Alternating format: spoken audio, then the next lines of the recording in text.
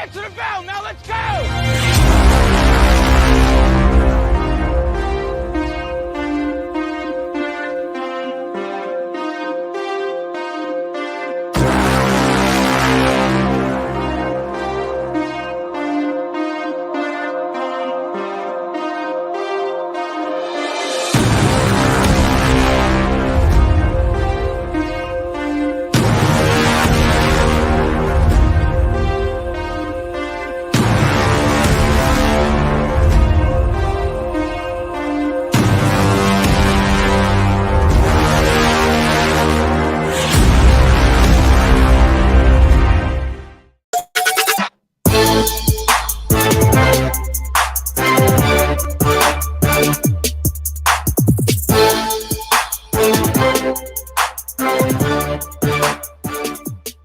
Hello and welcome into Main Street Sports Today, presented by Mid-Tennessee Bone and Joint. I'm Chris Yow, joined as always by...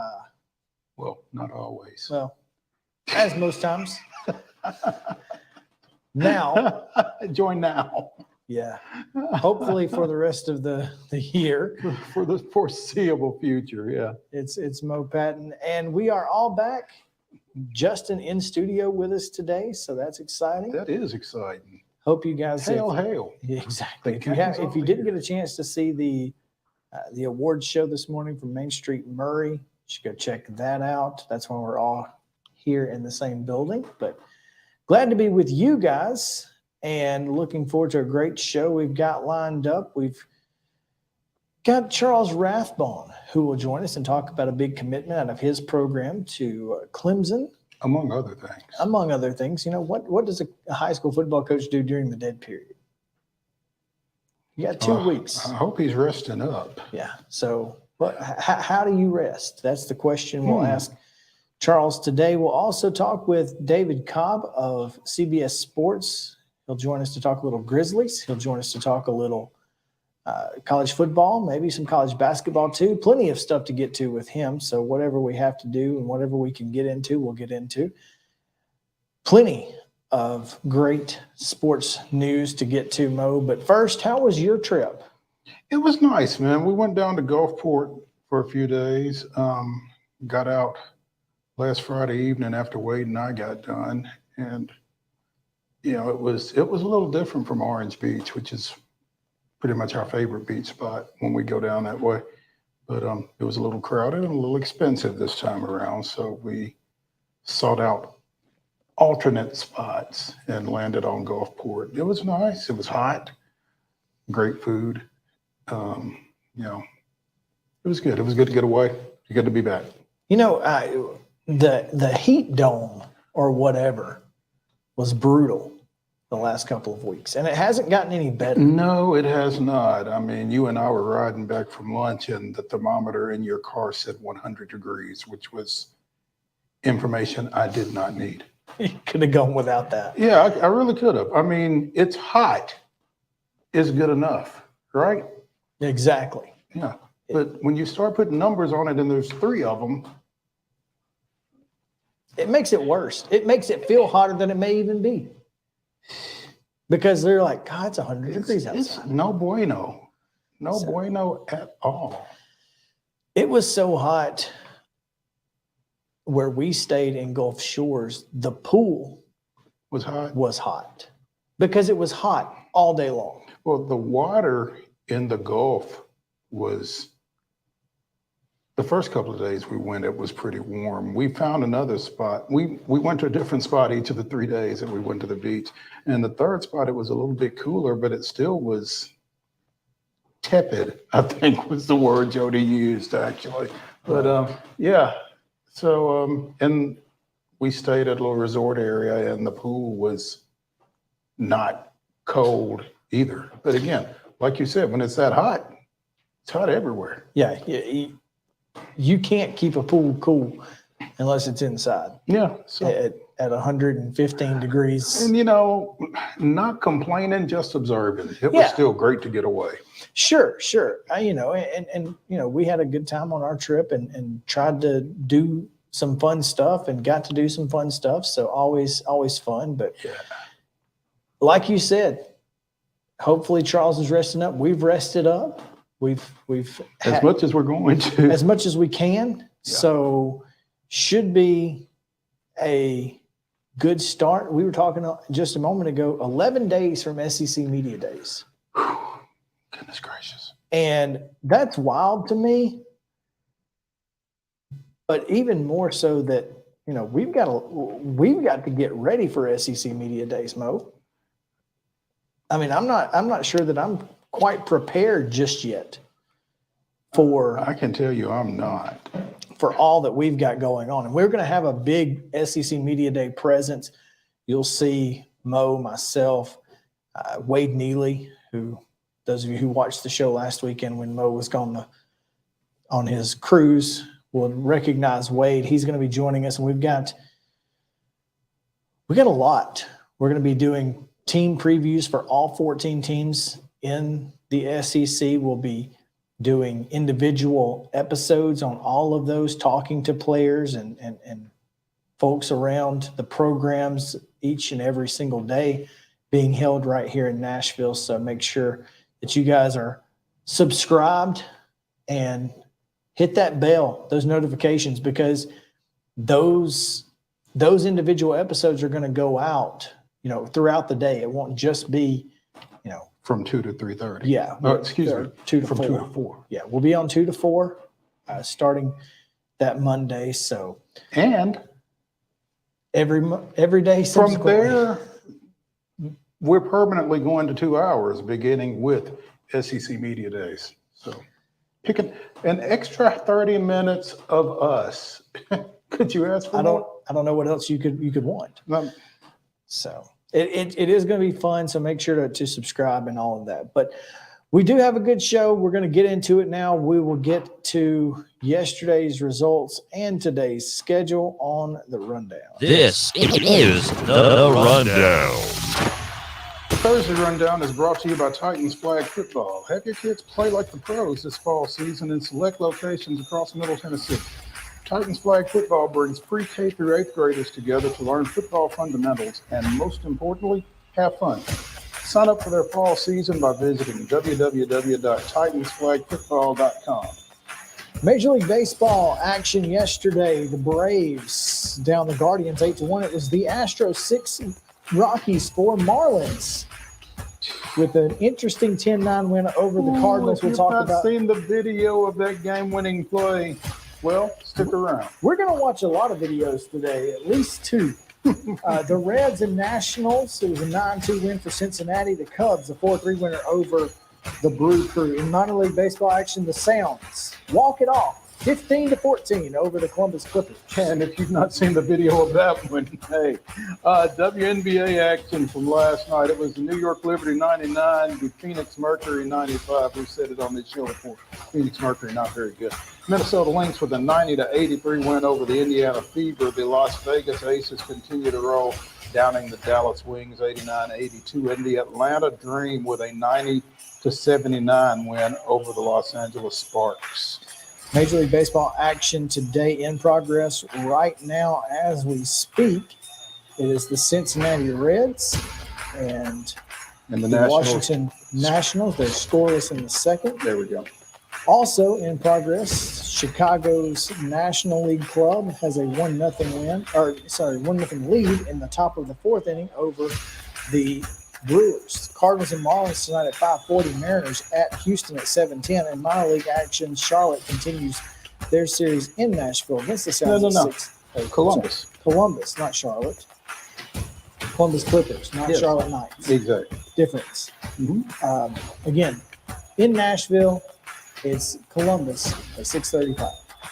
WNBA action tonight. The Storm of Seattle is at the Sun of Connecticut. That's a 6 p.m. tip on Amazon Prime. North of the border, Canadian football. Edmonton is at Saskatchewan. That's an 8 p.m. kickoff on CBS Sports Network. And in NBA Summer League action, the Grizzlies and the Jazz will play at 8 o'clock on ESPN+. Seeing nothing further, that is your rundown.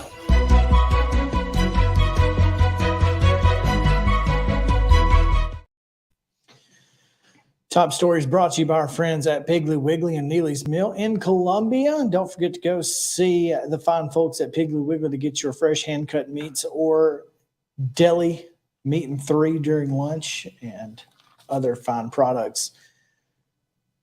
Top story today, Mo, as we learned on Twitter a little bit earlier, Tennessee baseball. Chase who? Getting a little better. Yeah, obviously losing Chase Burns, which you guys discussed last week, is tough. But today He still hasn't landed, has he he? still has not landed. Yeah. Today, I guess negotiations are ongoing. Tennessee got a little better with the addition of All-American infielder Billy Amick of Clemson. File this one under. If you can't beat them, join them. Well, he certainly didn't beat them, and he's certainly joined them. Certainly so I guess joined that them. would make sense. Yeah. Hit 418 this season with 12 home runs, 58 RBI, 36 runs scored in just 43 games. Led the Tigers, who were ousted in their regional by Tennessee, with a slugging percentage of .778. 15 multiple RBI games on the year for Amick. And did not become a regular starter until mid-March. Hit a grand slam coming off the bench against Georgia State to give Clemson a 9-8 walk-off. And went into the starting lineup from that point, never came out. So got 2 years of eligibility remaining, and he becomes the 5th transfer into the Volunteers program, joining a couple of pitchers, Jacksonville State's A.J. Causey and Wichita State's Nate Snead, NC State catcher Cannon Peebles, and Wofford's Ryan Galani, Galani, Galanie. I don't know. But so, yeah, but wasn't that kid wasn't he like Southern Conference Pitcher of the Year or something? not pitcher, he's an infielder. Oh, and maybe. But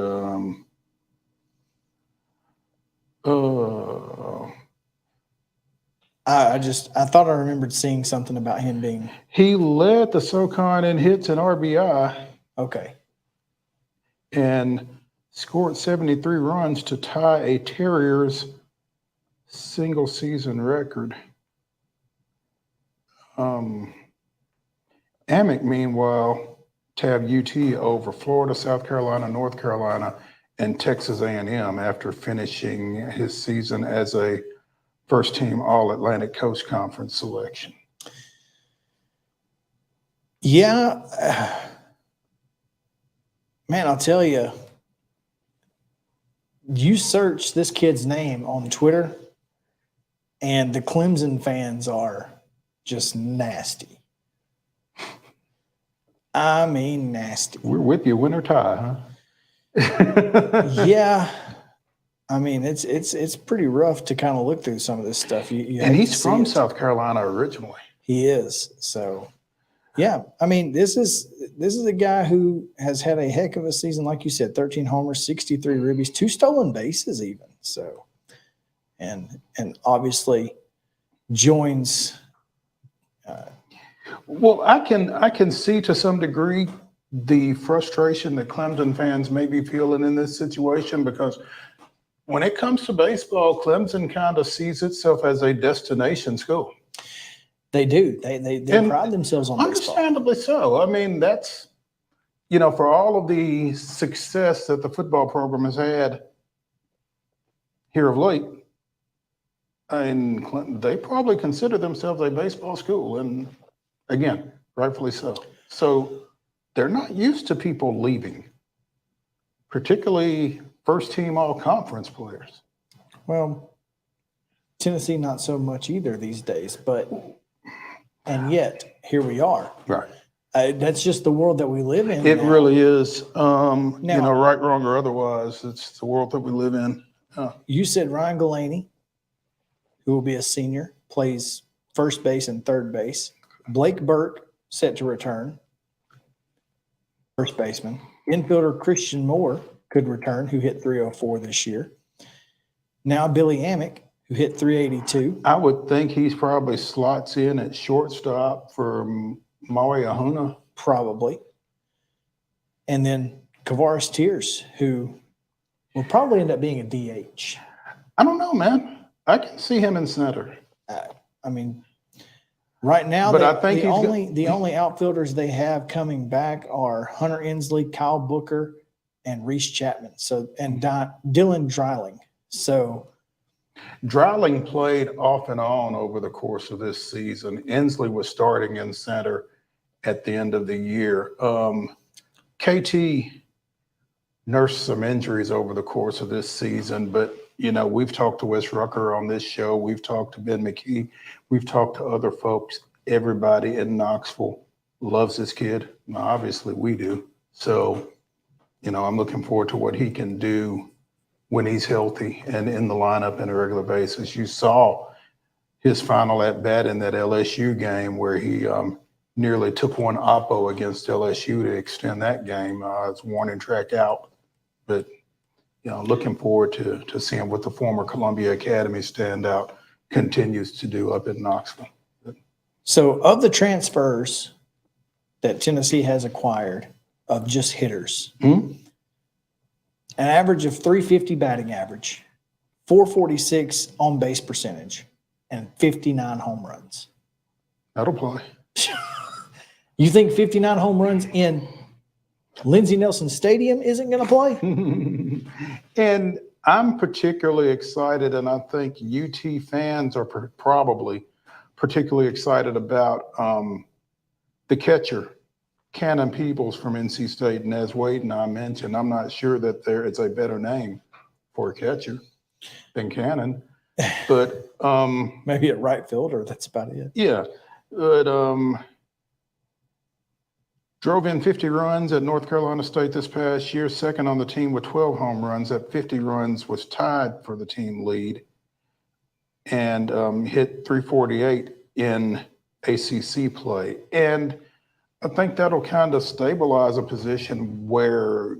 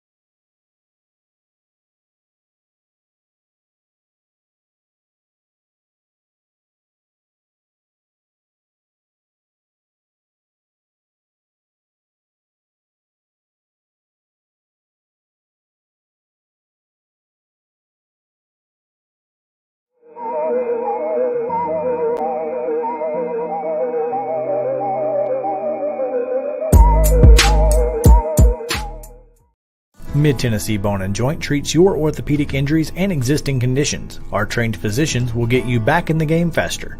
Contact us at 931-381-2663 or www.mtbj.net.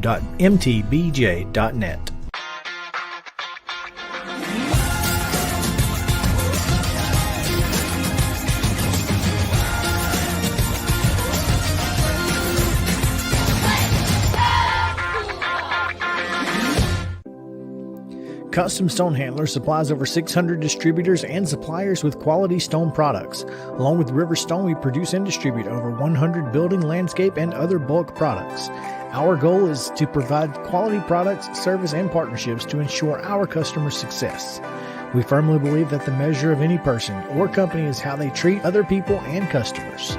Give them a call at 931-490-4990 or visit CustomStonehandlers.com.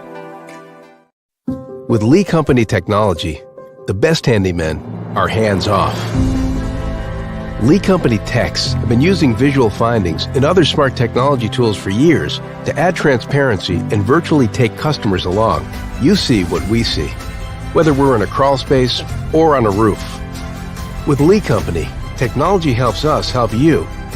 No matter what's happening in the world or at your house. You can't see the sights without the sounds. From the crack of the bat to the roar of the crowd and everything in between, discover what Hit City has to offer. Spend your nights cheering on the Nashville Sounds at First Horizon Park with giveaways, fireworks shows, theme weekends, and more. Single game tickets are on sale now. Visit NashvilleSounds.com to claim your seat today. Piggly Wiggly, located in Neely's Mill Shopping Center, is Columbia's locally owned and operated Cost Plus 10 grocery store dedicated to serving the community with low prices and smiling faces. Piggly Wiggly offers fresh, hand-cut meats daily as well as daily hot plate lunches from their deli counter. You're certain to see smiling faces and a helping hand when you're here at Piggly Wiggly. Come by and check out our fresh produce, high-quality meats, and more. Down home, down the street, we'll see you at the Pig.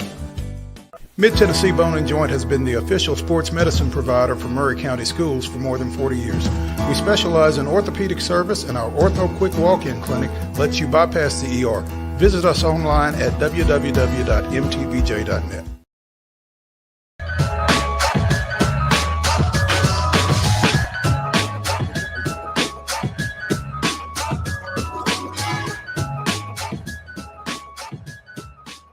Welcome back. As I was saying before I was so rudely interrupted. Right. Well, we are looking forward to next season, and Tennessee baseball should be a lot of fun as they've got a ton of talent coming back. But also And coming in. That's right. Yeah. Also with a ton of talent, joining us on Coach's Corner this week, presented by From the Heart Cafe out in Chapel Hill, Page football coach Charles Rathbone joins us. Coach, what's up? Man, not a whole lot. How are you guys? We're doing well, Coach. How's the dead period treating you? Well, it's been a busy dead period for sure. Just dealing with a lot of things and, getting ready for next week. Been taking my vitamins, resting up, ready to get out in the sun and this heat. Well, obviously, there was a big story that came down while you were on the grill Tuesday, I guess, for the 4th, as rising senior offensive lineman Ronan O'Connell committed to Clemson. Before he announced his commitment, what did you know about his plans? He and I talked quite a bit over the last few weeks, and I knew that, I knew he was kind of weighing it out between UT and Clemson. Coach Ellerby and Coach Altizer at UT made it so tough on him, and he was, they really kept him in the loop, and it was just a tough decision. But he told me, I guess it was Friday night, Saturday night, what he was going to do. He texted me and said he's going to commit, and I told him congratulations, and he spent the next 3 or 4 days letting Clemson and Wisconsin and Tennessee know, and those guys were nothing but great to him, and wished him nothing but the best once he made his decision. Coach, you were a former D2 All-American as an offensive guard up at Carson Newman. As you look at Ronan, what do you see in him that you like, particularly at that level? Well, obviously he's got the measurables, and that's what all these schools want nowadays are the measurables. If you're not 6'4", 6'5", you're going to be one of those tweeners that, you really got to put it on film. So he has all the measurables that they want, but I personally love his intangibles. He's got that mean streak in him. He's a finisher. He's a team player.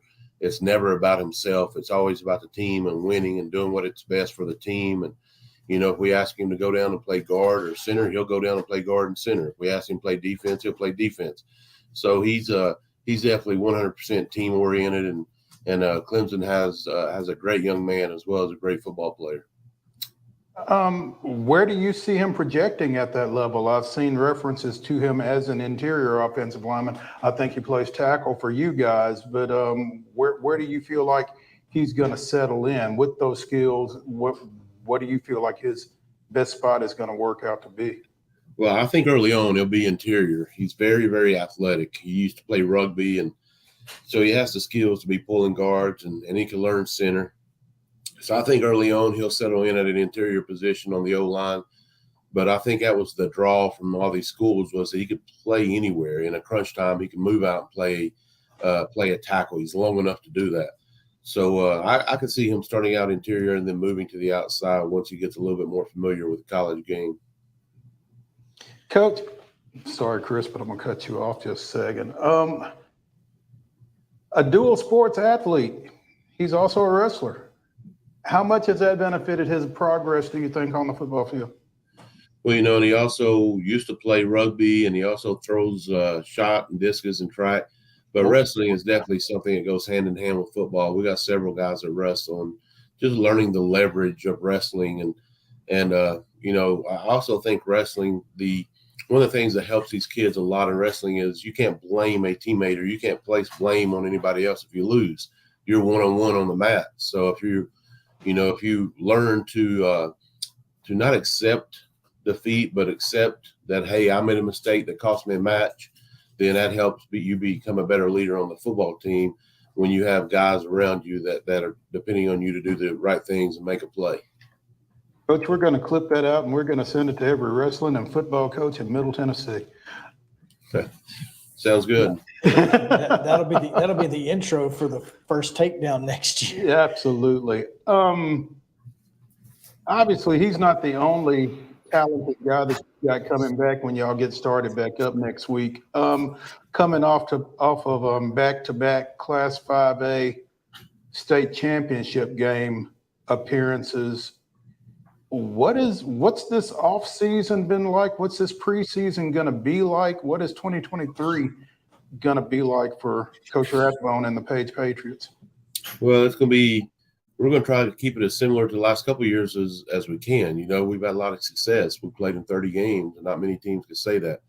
So we want it to be very, very similar. We're ready to get back on the field and get away from, what happened last year and the year before, and start moving towards what's going to happen this year. Obviously we've got a tough road ahead of us, and not a whole lot of teams, unless you're in Alcoa or in Oakland, get back, twice in a row, much less 3 times. So it's a challenge. And, that's the challenge we're going to put in front of our kids is, can you do it a third time? And this time, can you finish?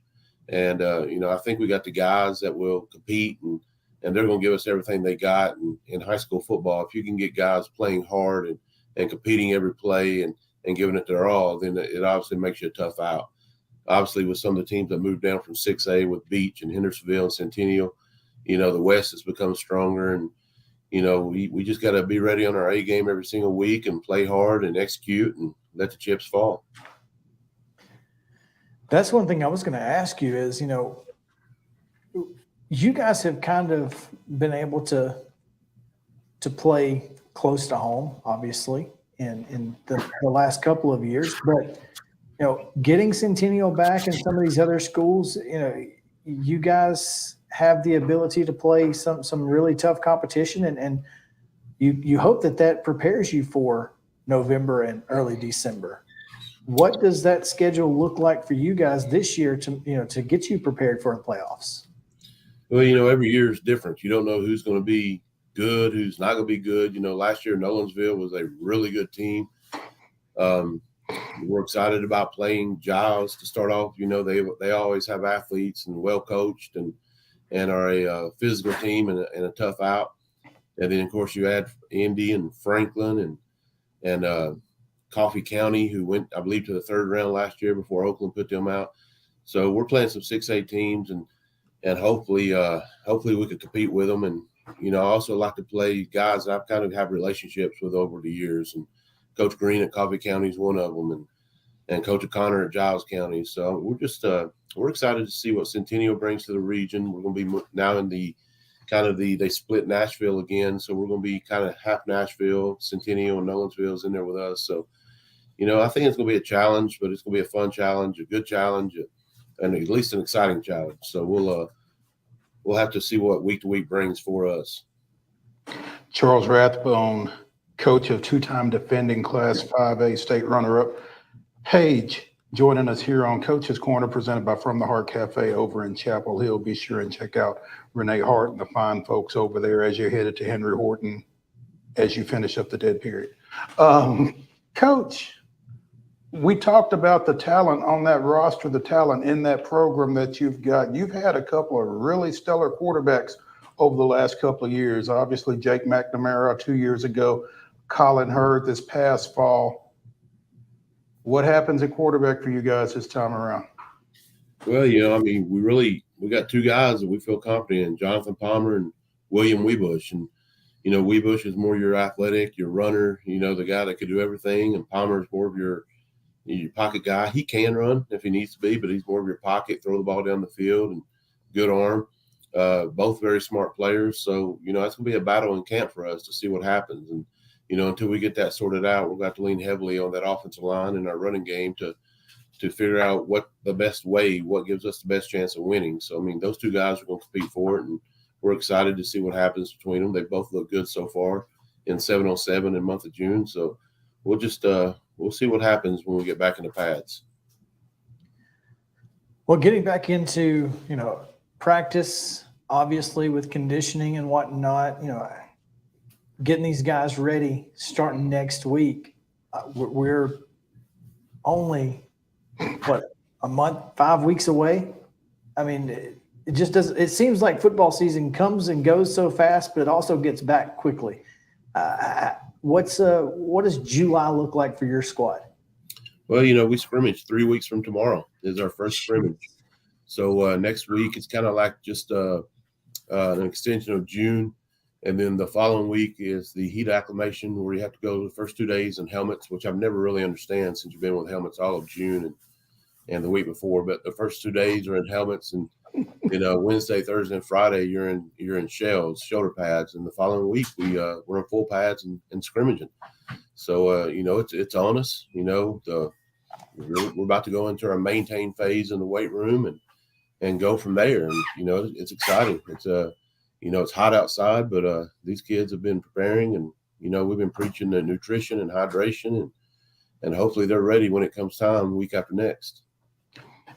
Coach, I'm a Franklin native, and I remember when, guys were talking about going to Page football practice after they've been out hauling hay and that kind of thing. I'm not sure how much of an issue that is for you now with the way that area has developed out there with the $500,000 houses right behind the football stadium and that kind of thing. But, you talk about the heat. I saw some articles and some social media fodder heading into the dead period.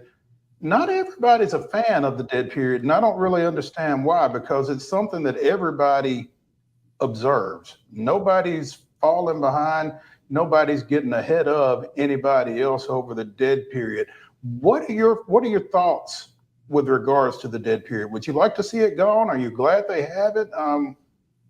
Do you have any prevailing thoughts either way on it?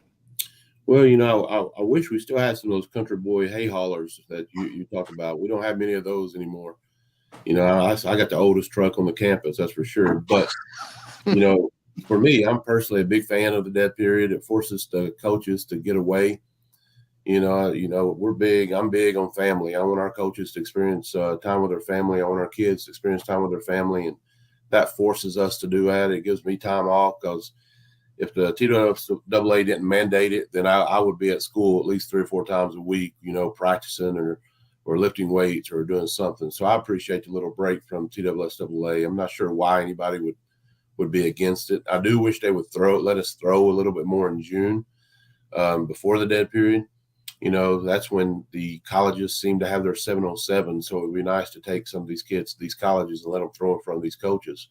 But as far as the dead period, I'm a big fan, and I like it. I like the time away from the school and being with the family. There you go.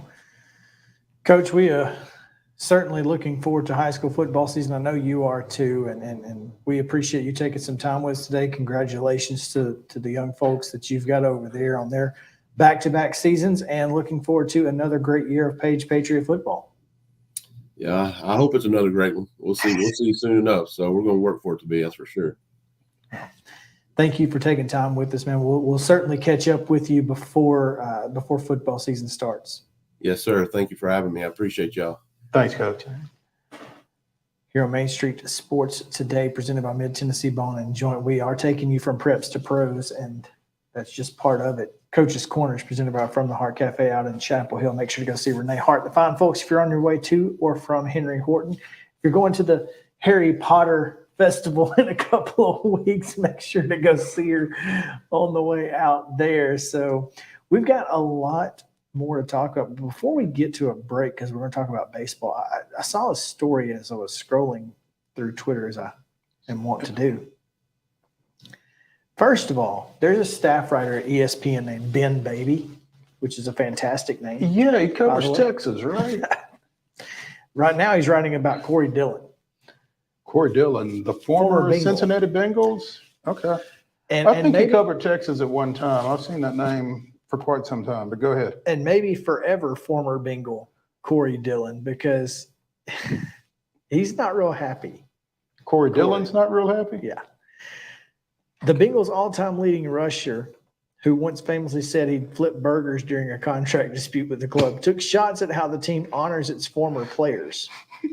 An interview with The Athletic that they published today, Dillon didn't hold back, saying that it was garbage and the selection should be done directly by the front office or a special committee rather than season ticket holders and suite holders. It's not a popularity contest, Dillon said. This is football. You're going to put somebody in the Ring of Honor who is more popular rather than somebody who got stats. This is a guy who is a 3-time Pro Bowler, ran for 1,000 yards 3 different times, and is the all-time leading rusher in Cincinnati Bengal history. So I've pulled up the article, as you probably understood by my stance over here. Corey, what do you want me to do with this? Do you want your voice out there? Man, you can quote me word for word, print it, because nobody gets this. I want it exactly how I told you. No spins, no nothing. Corey's hot. And this isn't even what Ben Baby, I'm sorry. This is Paul Dehner on The Athletic. Right. Yeah. This isn't even what Paul Dehner Jr. called Corey Dillon about. He was calling him about something else, and it got to the Ring of Honor, the Hall of Fame, and as Dehner puts it, the inexplicable way Corey thinks his career has been viewed. So, listen, Corey Dillon was the only good thing Cincinnati had for a long time. So I can certainly understand him wanting 28 in the rafters. One of just 6 running backs in the Super Bowl era with at least 4 seasons of 1,100 rushing yards and 4.6 yards per carry. Only Barry Sanders and, is this Fred Taylor? Yeah. Have more, 7 each.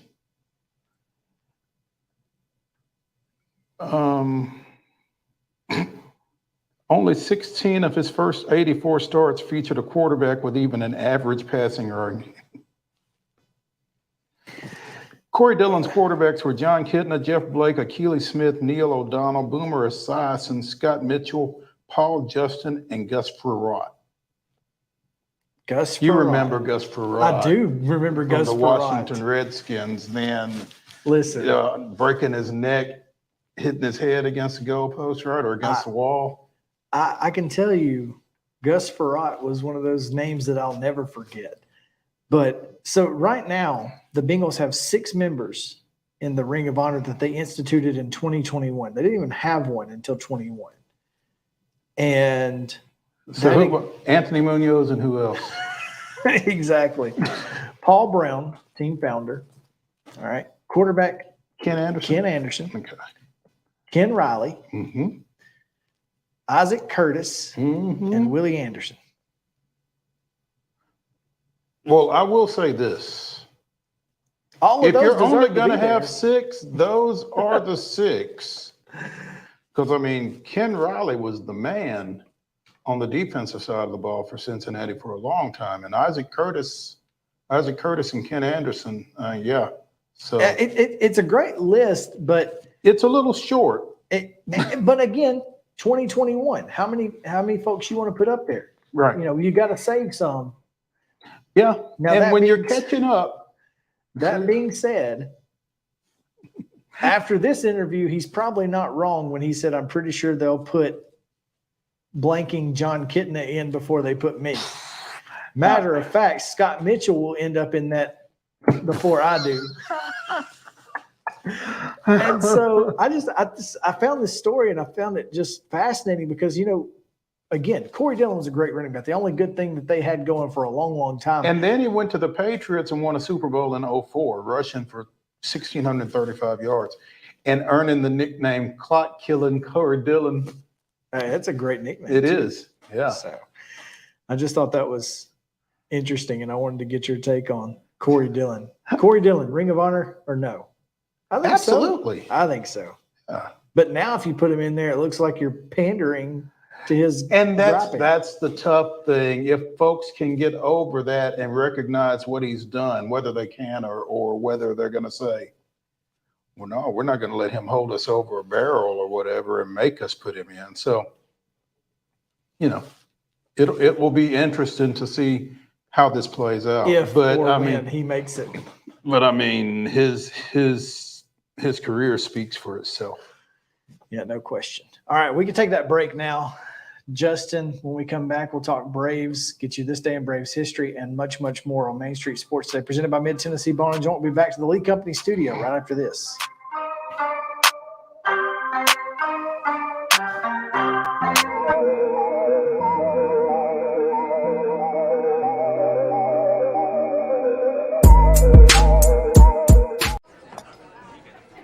You've been putting back a few, and a few becomes a few too many. For a moment, you think about calling for a ride. Nah, you live nearby. What's the worst that can happen? You get pulled over, your insurance goes up, you lose your license, you total your car, you kill someone.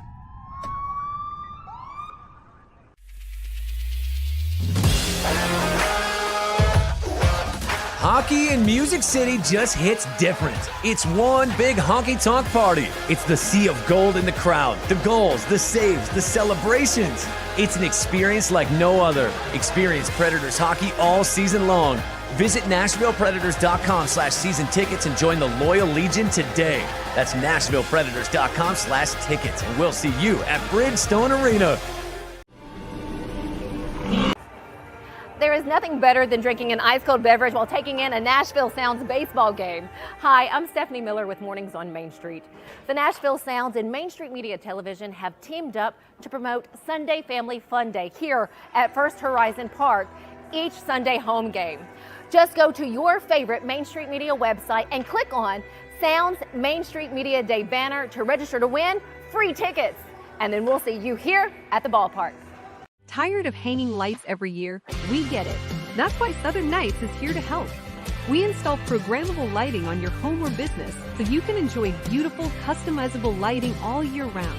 No more ladders, tangled lights, or cold nights outside. We do the work, you do the celebrating.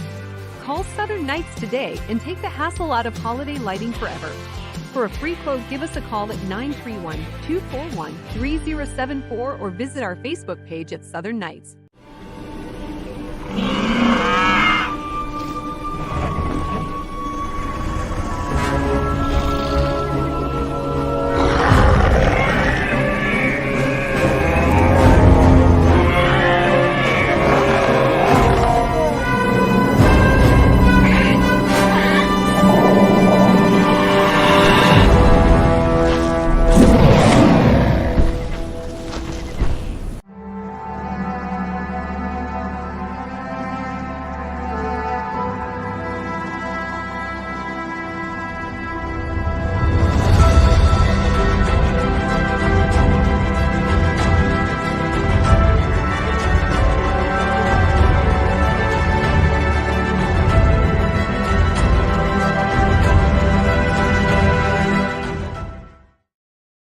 July 6, 1970, Felix Milan goes 6 for 6 with a double and a triple, a pair of runs scored and 4 RBIs as Atlanta downed the visiting Giants 12-4.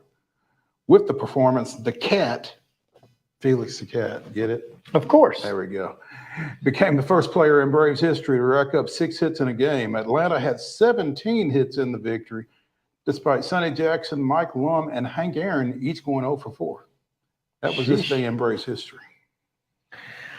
Braves win. Braves win. Hank Aaron goes 0 for 4. That didn't happen very often. No. Those are two things that were almost mutually exclusive.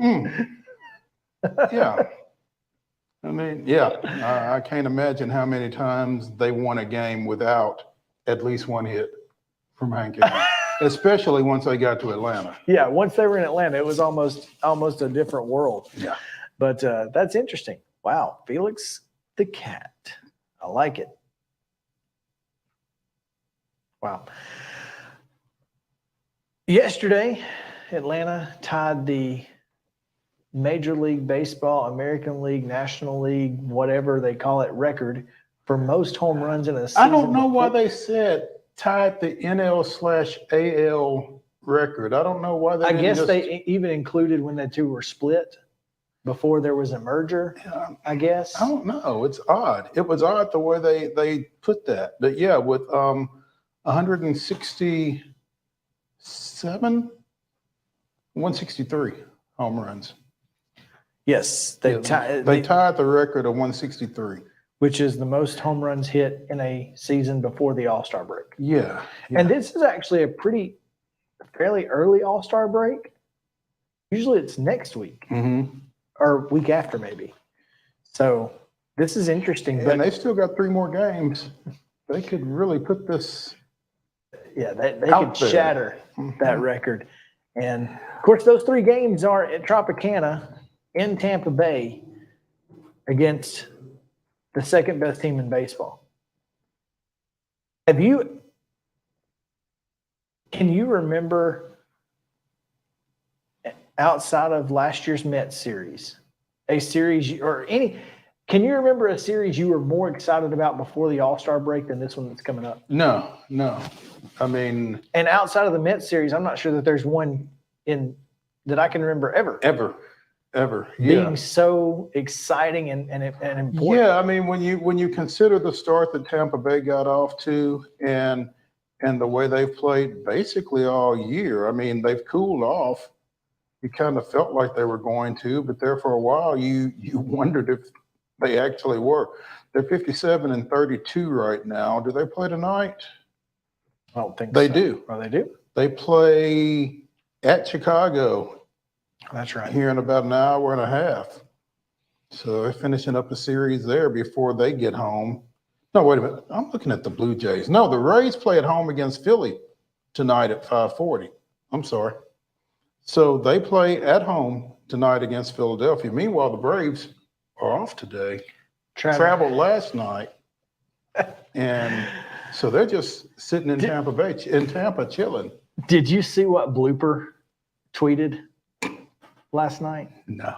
He said, it's time to do the best thing you can do in Ohio. Leave. It's absolutely. That's brutal. Blooper is. That's absolutely brutal. That's brutal. When it comes to everything. Well, yes, but Ohio particularly. I mean, this is a guy who he's got more Ohio jokes. I wonder if he's from Michigan originally. That's a really good question. But it was he said, it's time to do the best thing you can do in Ohio. Leave. And so I thought, that is phenomenal right there. But yeah, the Rays are at home. Braves obviously have the day off, and they line up pretty well. Morton, Strider, and Elder will go against Glasnow, Bradley, Todd's Bradley, and Eflin. So, former Philly, Zach Eflin. So we'll see how that goes. Not Elfin. No. Zach Elfin. Yeah. Elfin Eflin. Who is, having a great year. 100 strikeouts already. Has a 1.0 whip. I mean, this is going to be a great series. It lines up with the best pitching matchups you can hope for if you're the Braves. And I'm just looking forward to this series. I really am. It's going to be fun. Obviously had a great series in Cleveland. Get out of there yesterday with that 8-1 win. And didn't give up the one run until the 9th, I think, off of Nick Heller. And Michael Tonkin coming out of the pen. It was, I hated that Michael Soroka was not able to get through the 5th. He came out after 4 2/3 shutout innings, but was in a little trouble. Well, he was in a little trouble all game, basically. Yeah, but you know, and this is what I was curious about, because you feel like Michael Soroka is still getting used to the major league level. They're still trying to stretch him out at the major league level, but he's going to have some stressful innings because it's Major League Baseball. Well, he's going to have some stressful innings, but they can't all be stressful. And that was what happened yesterday. I mean, he was pitching with not just with runners on, but he was pitching with runners in scoring position pretty much all game. And that really ran its pitch count up. I mean, he was right at 100 pitches when he finally came out at 4 2/3. And, you know, Ozzie made a costly error, I think, in the 4th that extended him. And I think of the first 8 runners Cleveland stranded, they stranded 2 runners in each of the first 4 innings, and 7 of those were in scoring position. So, I mean, he threw a lot of pitches. He threw a lot of, you know, high leverage, high stress pitches. And as he's continuing to make his way back, he's got to become a little bit more economical. He's got to not pitch in stress as much as he has. I mean, he finally got that first win against Miami on Friday night, first win since before the injury back in 2020, and, you know, was really trending well in spite of all of the traffic that he had all game yesterday, and just couldn't get through the 5th. And I know that Snitker and Kranitz wanted to get him through 5 and try to get him in position, especially with it being a 5-0 ball game, to get that win, and just couldn't quite work it out. But again, he's going to have some of those issues. And yeah, he needs to get better, but he's going to get better. And the only way for him to continue to get better is to be up there. Yep. He's got to take the ball at the major league level every 5 days and just do it. Now, we're going to have to take some growing pains. Here's what I'm wondering. I'm wondering if he gets optioned back out over the break so that he can pitch on his normal day's rest, because, you know, obviously the break, they'll probably reset the rotation, and he'd probably be toward the back of it. And I just wonder if he's not going to go back down to Gwinnett and make a start to stay on his normal rest and then come back up. I think that'll be something worth watching as this Tampa Bay series progresses. Here's the problem with bringing him back. You are most likely going to have Freed? No, the other one. Right. Kyle Wright. Kyle Wright's been throwing. I didn't know Wright had been throwing. I know that Freed threw a couple of bullpens earlier this week, and they said that he was close to a rehab assignment. I didn't realize that Wright was throwing. I don't think Wright is throwing. Maybe it was Freed that I read then.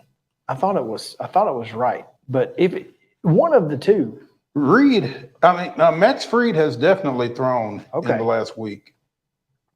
Well, I mean, that may be, and see, here's the thing is, you know, they're off for All-Star break too. They only have the 3 games set Friday, Saturday, Sunday. So if they do take him down, he's got to throw one of those 3 to stay on track. So I don't know. I think it's going to be an interesting situation that the Braves find themselves in, because would you rather have Michael Soroka or Max Fried throwing against Memphis? You know, is Max going to take that, or do they have him wait until the Norfolk series, which is in Gwinnett? and just let him stay at home? Why take him to Memphis for one day? I don't know. The Braves are in an interesting situation here. From batterypower.com on yesterday, Max Fried threw his second live batting practice session on Tuesday, and per report, all went well. A rehab assignment seems to be in the near future. Okay. Seeing nothing to this point on Wright. I think he's further away. Okay. But and I was thinking about this as I was driving down here this morning.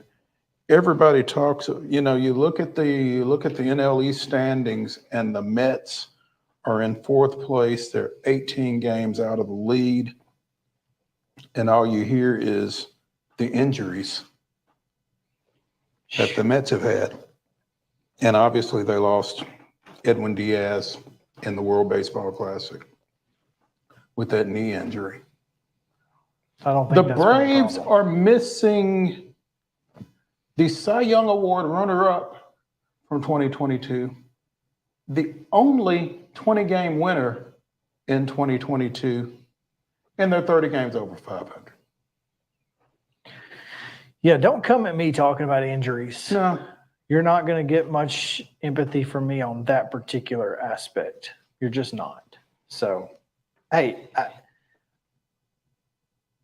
I'm pumped. I mean, I think this is exactly what you want if you are the Braves.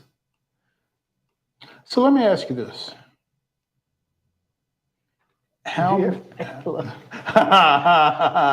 Sorry.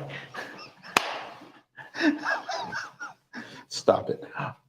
How many games does Atlanta have to win at Tampa Bay for this to be a successful series? Do they have to win one? Can't get swept.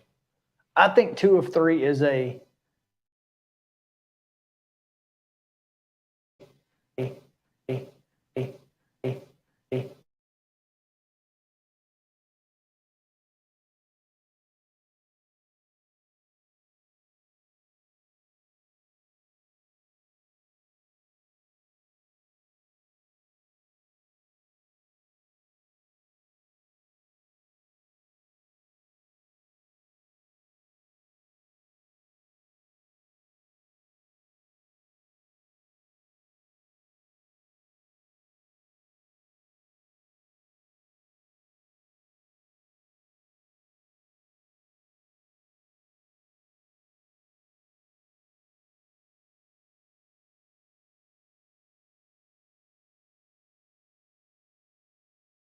Mid-Tennessee Bone and Joint treats your orthopedic injuries and existing conditions. Our trained physicians will get you back in the game faster.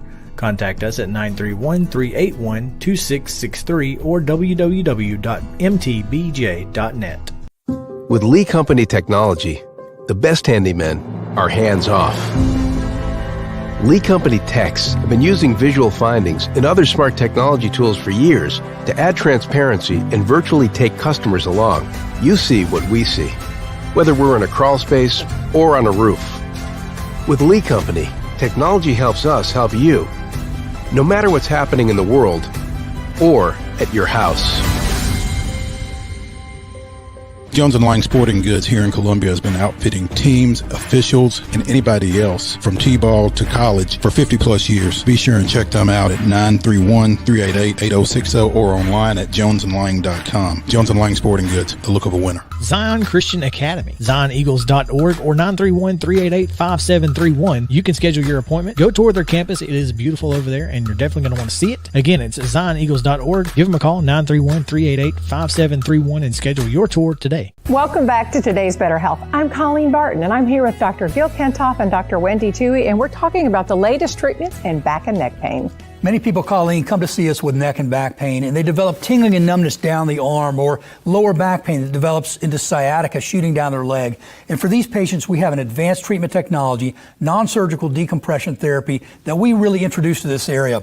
It separates the vertebrae and creates a suction to allow fluids and nutrients back in to heal the disc naturally, relieving pressure on the nerve and on the joint. It's an amazing treatment. We've been helping patients like this for the last 30 years, helping them get back to work, get back to their family, get back to the life they want to live.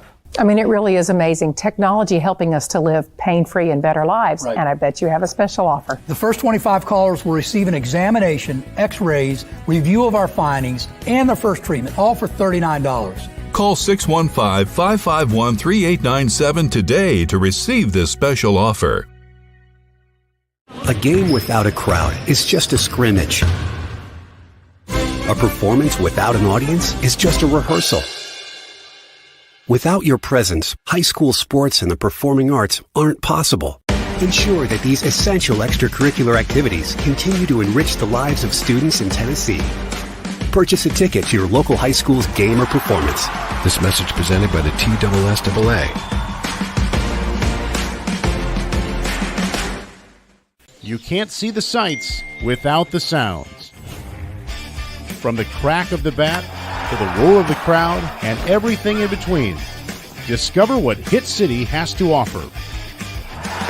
Spend your nights cheering on the Nashville Sounds at First Horizon Park with giveaways, fireworks shows, theme weekends, and more. Single game tickets are on sale now. Visit NashvilleSounds.com to claim your seat today. Mid-Tennessee Bone and Joint has been the official sports medicine provider for Murray County Schools for more than 40 years. We specialize in orthopedic service, and our Ortho Quick Walk-In Clinic lets you bypass the ER. Visit us online at www.mtbj.net.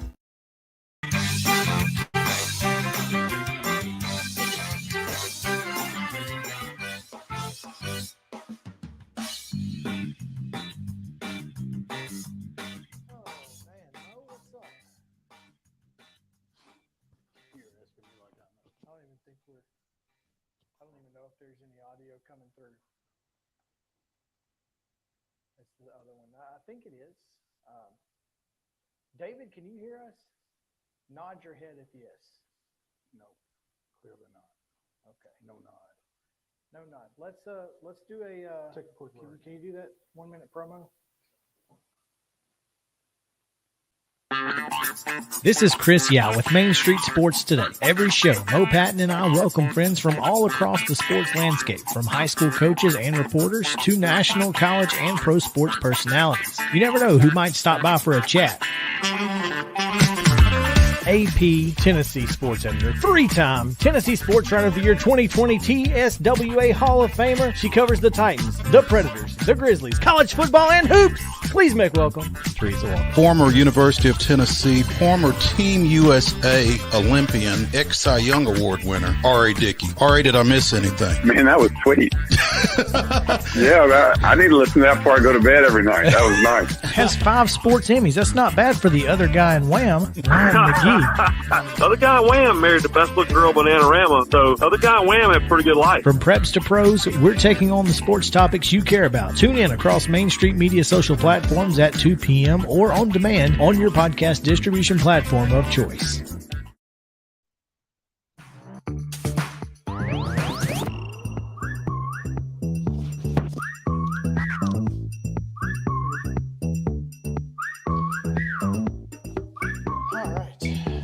Technical difficulties. Can you hear us now? Oh, we can hear you. We can hear you twice. Yeah, it's an issue we're going to have to deal with right now. Mo, we've had a heck of a show. Yeah, surprisingly so.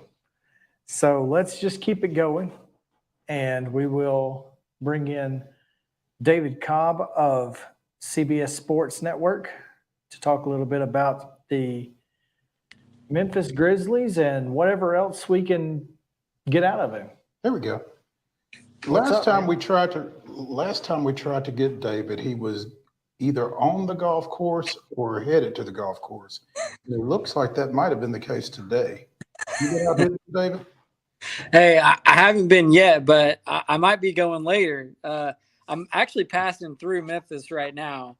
And, well, y'all know you're in Tennessee. It's just so humid. Like, you just can't do it in the afternoon. You got to wait until it cools down a little bit. But I'll probably find my way to the driving range here in a little bit.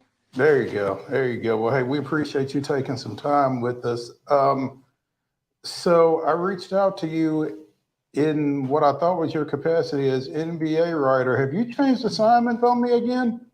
Well, so I've been with CBS for about 3 years, and I primarily cover college football and basketball. But I was the Grizzlies beat writer for the Commercial Appeal in Memphis before that.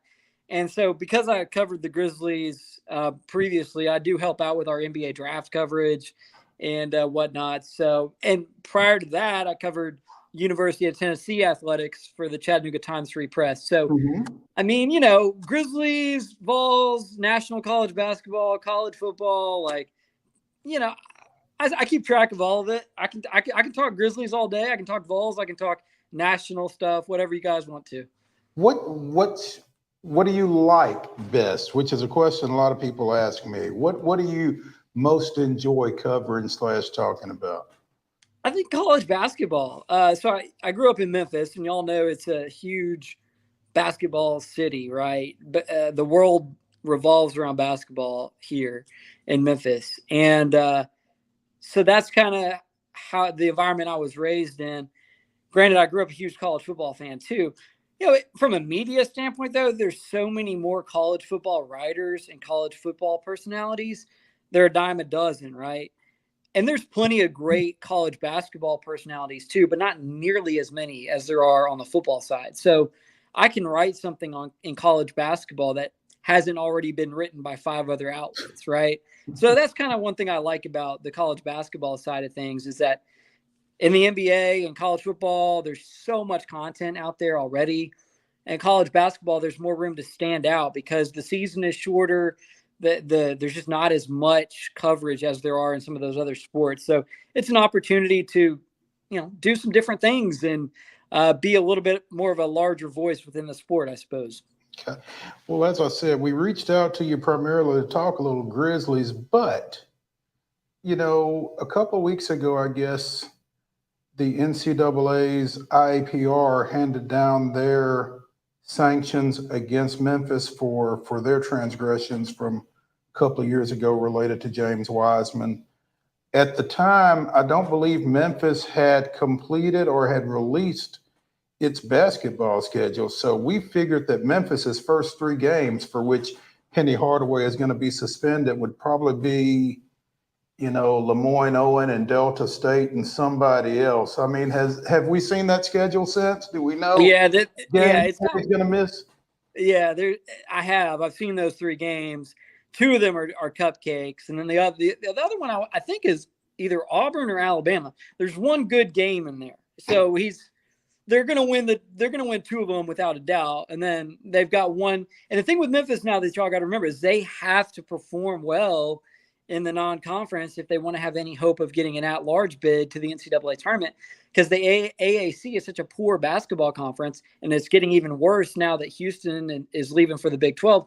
They have to win those games in November and December if they want to be an at-large team. So he is going to miss 1 game of significance. I can't remember if it was Auburn, Alabama, Arkansas. One of those teams is on their schedule in those first 3. The other 2 total cupcakes. But it's not considering how bad things looked initially with the Wiseman stuff. This is a slap on the wrist, but there is the one against a good team where they are really going to miss him and they're going to need to win that game. David Cobb of CBS Sports joining us here on Main Street Sports Today, presented by Mid-Tennessee Bone and Joint, talking a little Memphis area athletics. And David, the Grizzlies made a move earlier this week that, Chris, you and I kind of speculated at a little bit 2 or 3 weeks ago, actually. We did, in fact.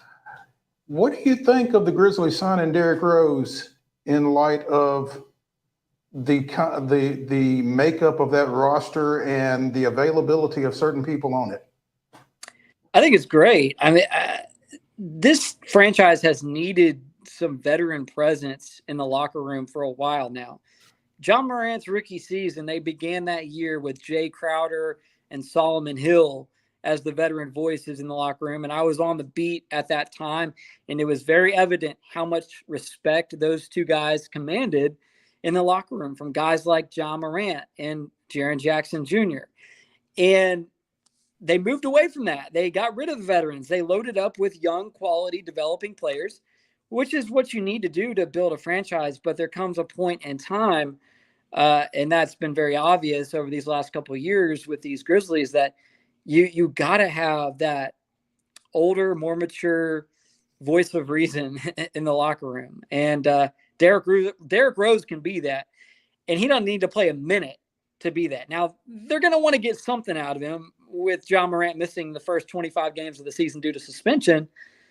But even if he's not a rotation player after Ja comes back, his mere presence in the locker room as a, 14-year NBA vet, multi-time All-Star, a guy who Ja Morant has been compared to many times, just his presence within that Grizzlies locker room is going to be worth a lot. So, yeah, I know there's some Grizzlies fans out there that are like, whoa, we could have used this 15th roster spot on a more useful player. Guys, they have that roster stocked with high-value depth players. They're still deeper than almost any team in the league. They can afford to bring in a veteran who's not going to give them a whole lot. And I think the Derrick Rose acquisition is wonderful. We've said that so many times. He made a statement in that, though, that just really is sobering. 14-year veteran, Derrick Rose. I mean, if that doesn't make you feel old, I don't know what will. But, I mean, as you said, he doesn't necessarily have to contribute on the floor for this team. Do you think he can get in Ja's ear and maybe convey the degree with which Ja is really screwing up right now? and I use that term screwing up loosely. Can he get Ja's attention? I think so, because this is a man who has walked the path Ja Morant is currently on, a prized early draft pick who had the hopes of a franchise on his back. Now, the Bulls also had Joakim Noah and, oh gosh, I can't even remember who all else, Luol Deng, but Derrick Rose was the star player of those Bulls when he was first drafted after his only season at Memphis. He was one of the young faces of the league, an electric point guard who plays very similarly to how Ja Morant plays. So I think Ja Morant grew up watching Derrick Rose and understanding that he was modeling his game really after a couple of players, Russell Westbrook, one of them, Derrick Rose was another. And so I think that in and of itself gives Ja Morant somebody who he can relate to. And we heard of Steven Adams, trying to be this veteran voice in the locker room last season and trying to kind of lay the law down about, hey, guys, we shouldn't be going out as much. We should maybe party a little less, hydrate a little more, right? But, Steven Adams is a big guy. He's an Australian guy, right? He's kind of known more for being goofy than he is for being a put your foot down and, hey, this is the way things are sort of veteran. Derrick Rose, I think, is somebody that naturally Ja Morant and, for that matter, Desmond Bane will respond to. And the other guy who they're bringing in at the point guard position as well is Marcus Smart from Boston. So, they're losing Tyus Jones, but they're bringing in Marcus Smart, who I think is a good fit in Memphis with his defensive mentality. And he's a guy who's been around the block a time or two as well. So, I think this is good. There will be other voices in the locker room now. It won't just be Ja Morant's team anymore. And I think that's okay. I think it'll be nice to have some of that pressure taken off of Ja's shoulders and for Derrick Rose to have some of that media attention on his shoulders around town, and for Marcus Smart to be somebody who gets a lot of questions after the game. And it won't just be all on Ja Morant as it has been for the last couple of seasons.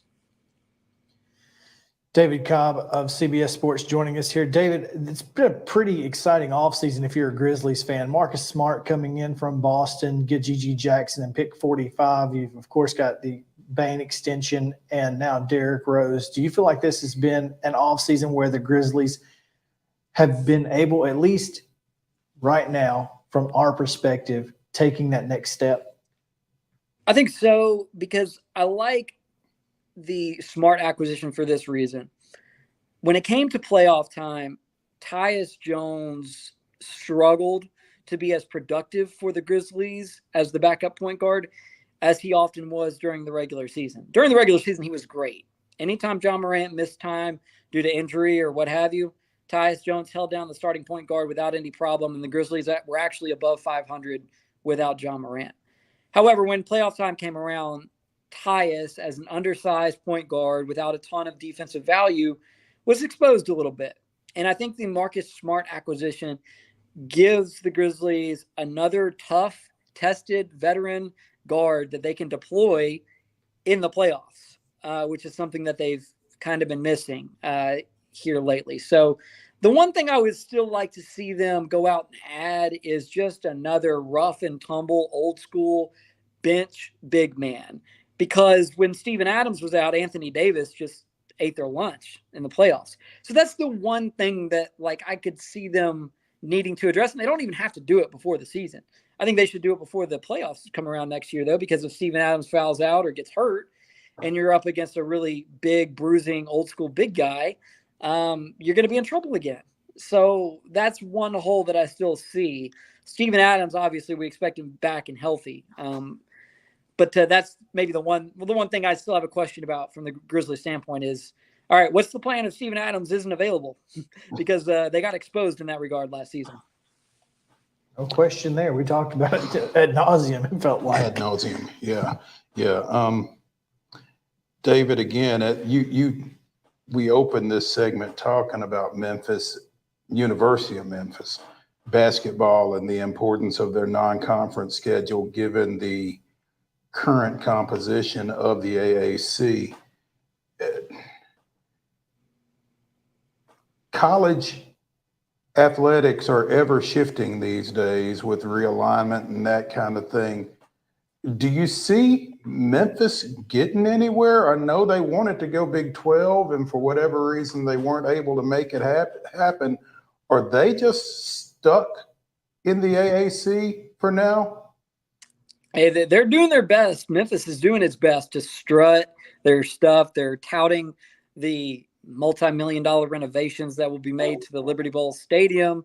They are talking up a big game about the new academic research tiers that they've reached. They're doing their best to escape the AAC.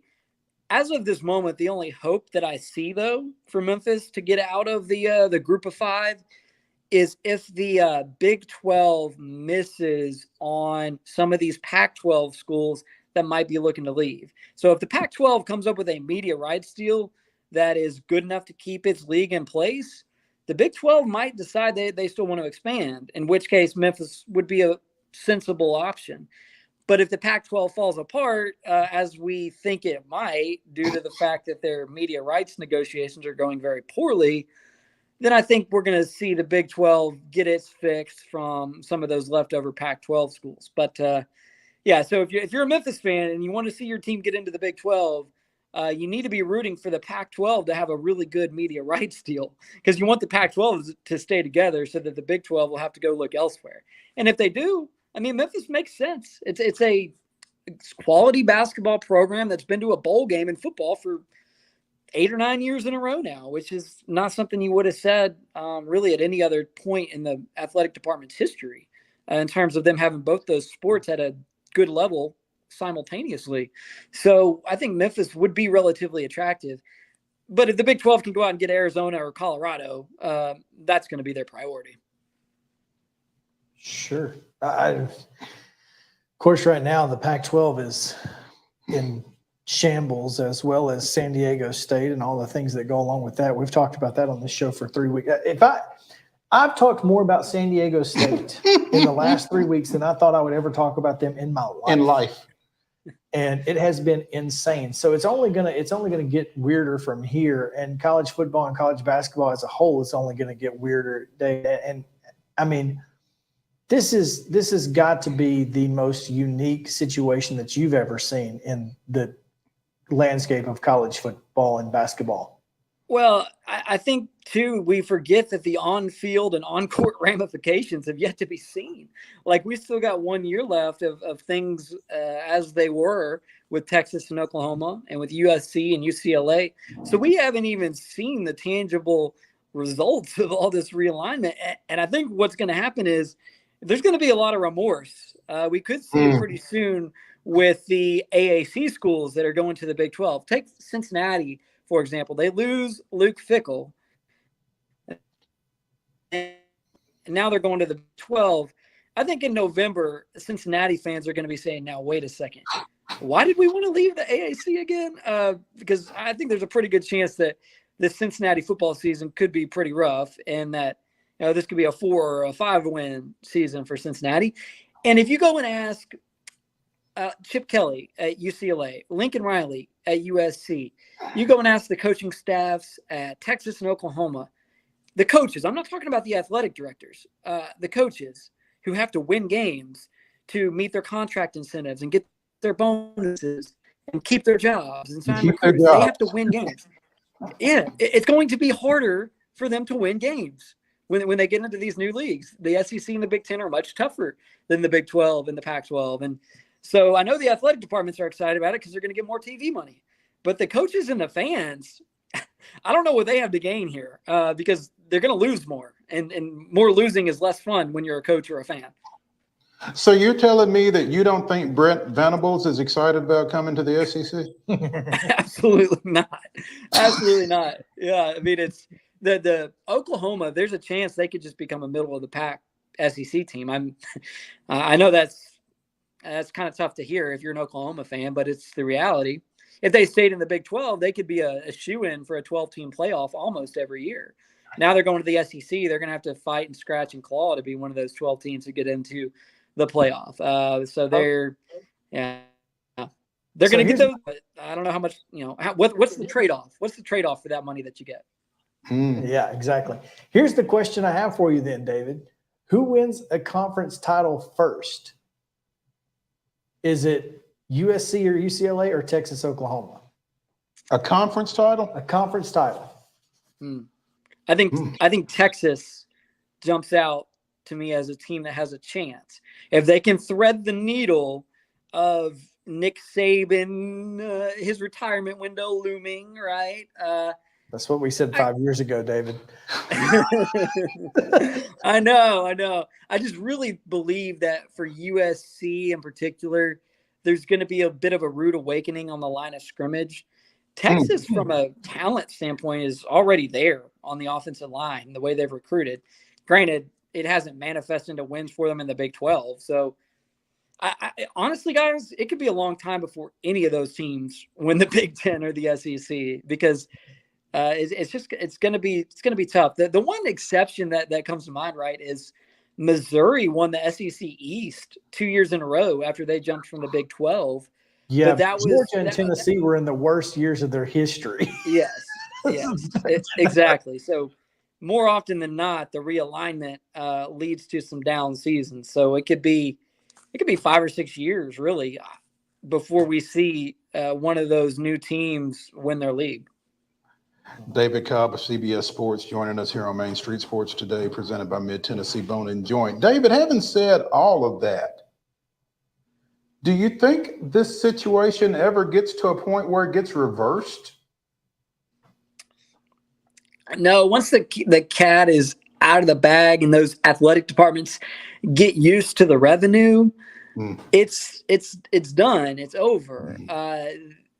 Money rules college sports, and the Big Ten and the SEC have so much of it now that we're never going back to the regionalized, rivalry-based, geographically sensible college sports landscape that we once knew. And I hate that. As somebody who grew up watching Mississippi State against Vanderbilt on Jefferson Pilot Sports every Saturday morning, that's kind of a tough reality to grapple with. But no, I think the closest thing that you're going to get to the pure old school way things used to be college athletics is to find your local D3 school and buy a season ticket package for them, because the D1 landscape is getting away from us in terms of what we've known for most of the 90s and early 2000s. We're headed into something that is foreign versus the college sports that we have known for the last quarter century. Does Rhodes play football? Great seats available at Rhodes College. You see the links, huh? That's right. That's right. Rhodes versus Sewanee, one of the best, Let's go. longest standing rivalries in college football, right there.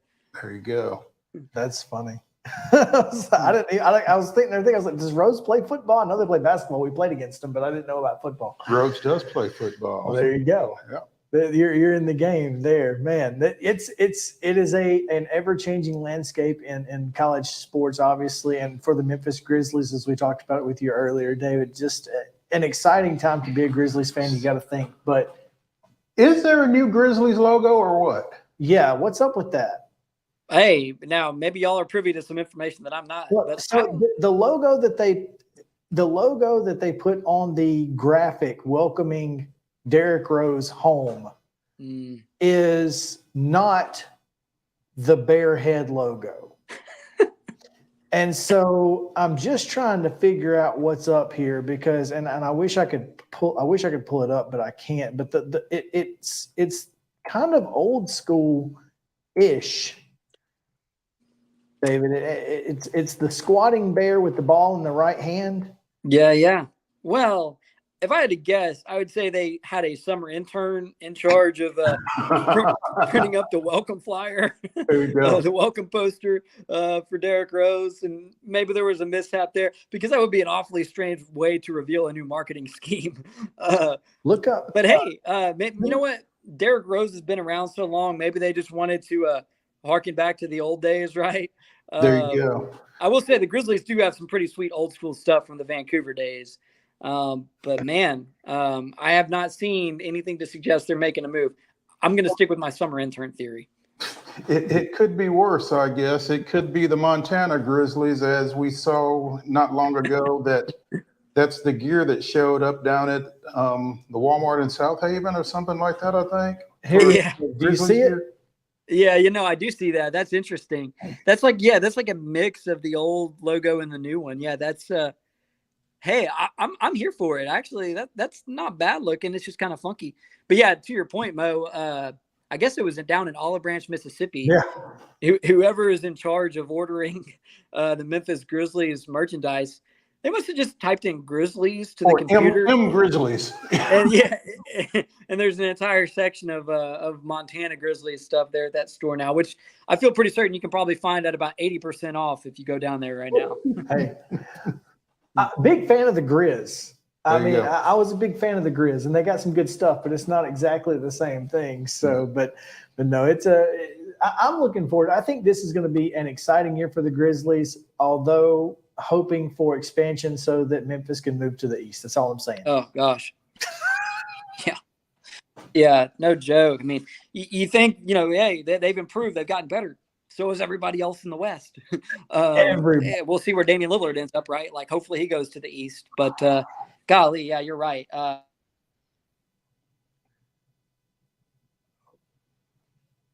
Which is east of the Mississippi River, barely, to be playing in the East. Yeah. David, thanks so much for taking time with us, man. We really appreciate you. You have been fantastic and so gracious to spend a little extra time with us, man. Hey, no problem. Thank you guys for having me. I appreciate it. No doubt. All right, we are under a minute away from saying so long and farewell, so we will do that on Main Street Sports Today. Thank you guys for hanging out with us throughout the technical difficulties. We've had some issues today, but we'll get those worked out as we always do. Once again, this is Main Street Sports Today from the Lee Company studio, presented by Mid-Tennessee Bone and Joint. We will see you guys back here at 2 o'clock tomorrow.